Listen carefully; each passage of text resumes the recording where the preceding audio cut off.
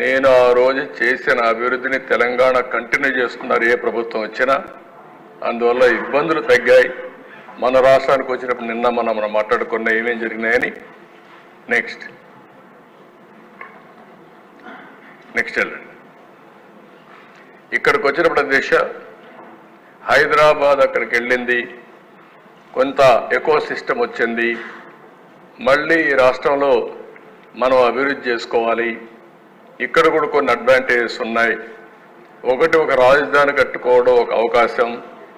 Polavaram national ప్రాజెక్టుగా పెట్టారు.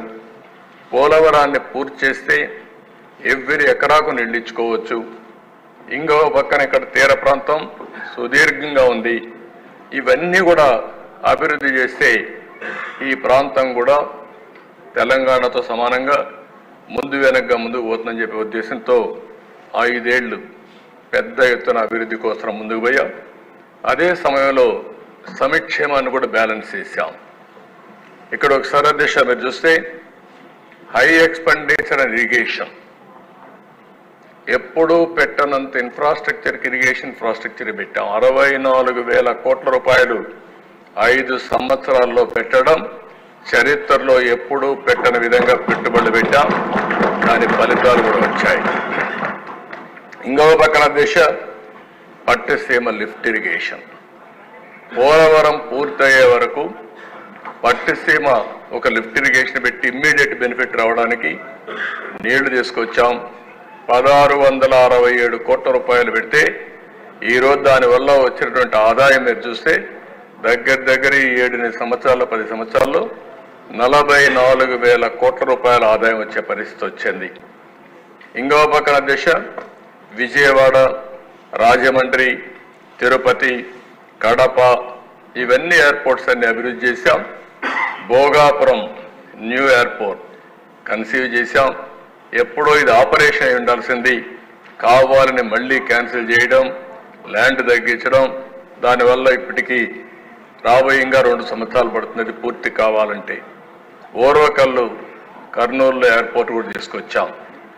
అదైతే 1 సంవత్సరంలో ప్రారంభించాం, 1 సంవత్సరంలో పూర్తి చేశాం. రోడ్స్ అయితే దిశ 4,326 కిలోమీటర్లు రోడ్ నెట్వర్క్ డెవలప్ చేశాం.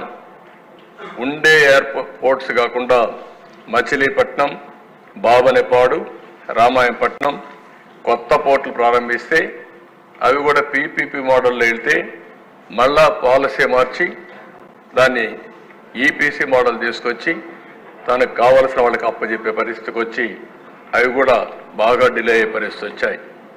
కాకినాడ స్పెషల్ ఎకనామిక్ జోన్ కింద ఎక్కడా దేశంలో లేని విధంగా ఒక 8,000 ఎకరాలు అక్కడ మనం అక్వైర్ చేస్తే అవి కూడా దౌర్జన్యాలు జరిగి అవి కూడా వ్యక్తులే మార్చుకునే పరిస్థితికి వచ్చారు. ఆ విషయాలు ఇక్కడ కాదు, ఇంకొక విషయంలో నేను మీతో మాట్లాడతాను. ఇంకో పక్కన దిశ ఈజ్ ఆఫ్ డూయింగ్ బిజినెస్. 5 ఏళ్లలో 1 సంవత్సరం మనం 2వ ప్లేస్కి వచ్చాం. 4 సార్లు నెంబర్ 1 ప్లేస్లో ఉన్నాం. స్కిల్ ట్రైనింగ్ 8 లక్షల మందికి ఇవ్వగలిగాం.